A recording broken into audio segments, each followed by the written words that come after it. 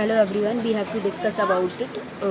Class 6 NCERT Geography, सामाजिक विज्ञान पृथ्वी हमारा आवास।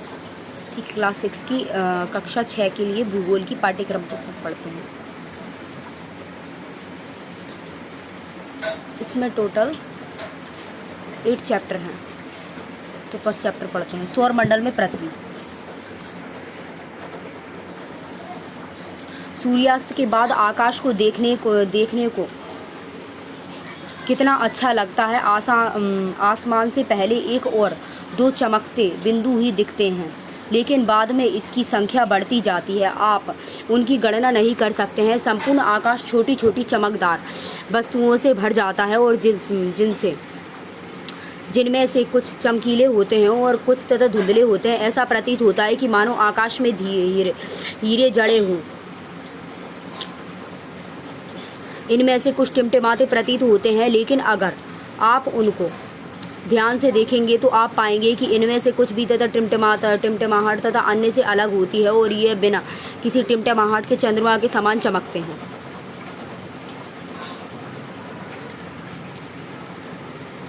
हम चमकीले वस्तुओं के साथ आप लगभग प्रतिदिन चंद्रमा को भी देखते होंगे और ये अलग अलग तथा समय पर अलग अलग आकार एवं अलग अलग तथा परिस्थितियों में दिखाई पड़ता है।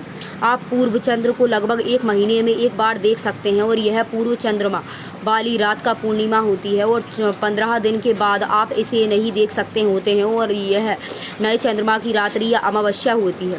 ऐसी रात में अगर आसमान साफ है तो आप आसमान का अवलोकन अच्छी तरह से कर सकते हैं। क्या आपको इस बात पर आश्चर्य नहीं होता है कि हम दिन के समय चंद्रमा एवं उन सभी छोटी चमकीली वस्तुओं को क्यों नहीं देख पाते हैं? ऐसा इसलिए होता है क्योंकि सूर्य का अत्यधिक तेज प्रकाश के कारण रात के समय चमकने वाली वस्तुओं को हम दिन में नहीं देख पाते होते हैं और सूर्य, चंद्रमा और वे सभी वस्तुएं जो कि रात के समय आसमान में चमकती होती है खगोलीय पिंड कहलाती हैं। कुछ खगोलीय पिंड बड़े आकार वाले और तथा गर्म होते हैं। ये गैसों से बने होते हैं और इनके पास अपनी चंद ऊष्मा और तथा प्रकाश होता है और जिसे वे बहुत बड़ी मात्रा में उत्सर्जित करते हैं और इन खगोलीय पिंडों को तारा कहते हैं। सूर्य भी एक प्रकार का तारा है।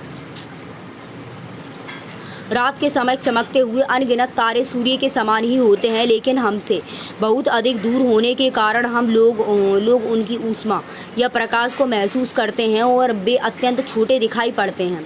अपने आवश्यक ध्यान दिया होगा कि कुछ दूरी से देखने पर सभी वस्तुएं छोटी दिखाई पड़ती हैं। अत्यधिक ऊंचाई पर उड़ रहा हवाई जहाज कितना छोटा दिखाई पड़ता है। रात्रि में आसमान की ओर देखते समय आप तारों के विभिन्न समूहों द्वारा बनाई गई तथा विभिन्न आकृतियों को देख सकते हैं। ये नक्षत्र मंडल कहलाते हैं। अर्सा मेजर और बिग बियर इसी प्रकार का एक नक्षत्र मंडल होता है। बहुत आसानी से पहचान में आने वाला नक्षत्र मंडल है स्मॉल बियर्स या सप्तऋषि।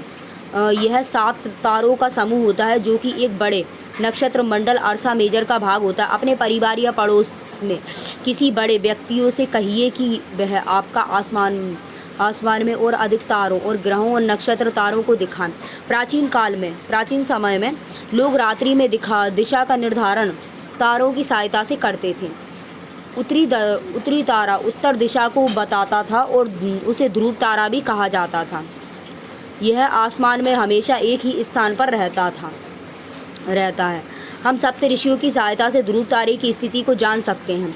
चित्र में देखेंगे कि यदि सप्तऋषि मंडल के संकेतक तारों को आपस में मिलाते हुए एक काल्पनिक रेखा खींची जाए एवं उसे आगे की ओर बढ़ाया जाए तो यह ध्रुव तारों की ओर इंगित करेगी।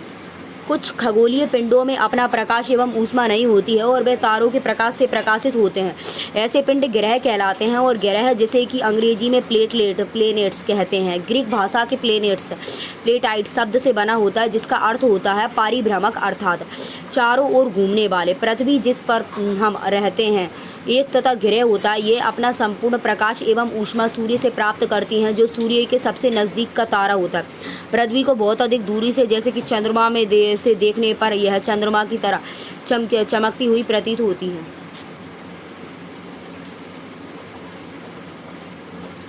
आसमान में दिखने वाला चंद्रमा एक उपग्रह होता है। यह हमारी पृथ्वी का सहचर होता है और इसके चारों ओर चंद्र चक्कर तथा लगाता है। और हमारी पृथ्वी के समान 8 अन्य ग्रह होते हैं जो कि सूर्य से प्रकाश का और तथा अन्य ऊष्मा प्राप्त करते होते हैं। और उनमें से कुछ के पास तथा अपने चंद्रमा भी होते हैं। सौरमंडल सूर्य 8 ग्रह और उपग्रह एवं तथा कुछ अन्य तथा खगोलीय पिंड होते हैं जैसे कि क्षुद्र ग्रह एवं उल्का पिंड तथा मिलकर सौरमंडल का निर्माण करते हैं और उसे हम सौर परिवार का नाम देते हैं, जिसका मुखिया सूर्य होता है।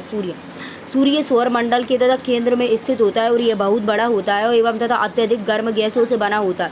इसका खिंचाव बल और इससे सौरमंडल को बांधे रखता है। और सूर्य सौरमंडल के लिए प्रकाश एवं ऊष्मा का एकमात्र स्रोत होता है, लेकिन हम इसकी अत्यधिक तथा तेज ऊष्मा को महसूस नहीं करते हैं क्योंकि इससे नज़दीक का तारा होने के बावजूद यह हमसे बहुत दूर होता है। और सूर्य पृथ्वी से लगभग 15 करोड़ किलोमीटर दूर होता है।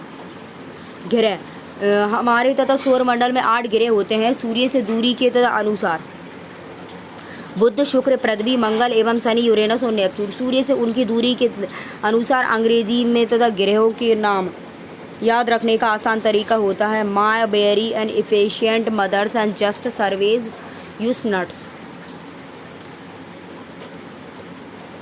क्या आप जानते हैं पौराणिक रोमन कहानियों में सोल सूर्य देवता को कहा जाता था। सौर तथा शब्द का अर्थ होता है सूर्य से संबंधित, इसलिए सूर्य के परिवार को सौर मंडल कहा जाता है। सौर शब्द का उपयोग करते हुए अधिक शब्दों में लिखें।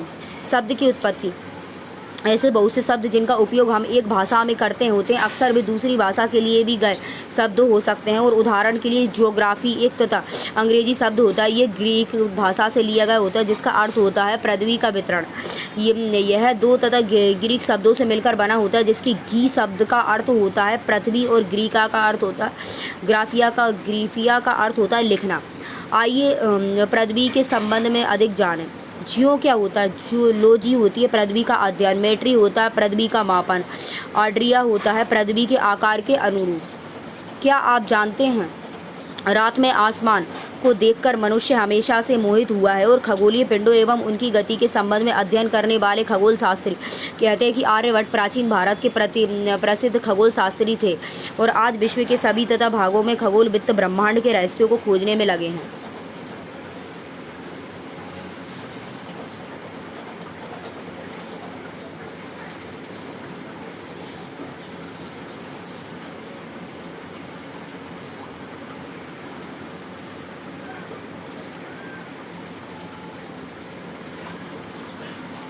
इसमें कुछ और रोचक तथ्य भी हैं जैसे कि बृहस्पति, शनि और यूरेनस के चारों ओर छल्ले हैं और ये छल्ले विभिन्न पदार्थों के असंख्य छोटे छोटे पिंडों से बनी पट्टियों हैं। और पृथ्वी से इन छल्लों को शक्तिशाली दूरबीन की सहायता से देखा जा सकता है। इधर देख लेते हैं।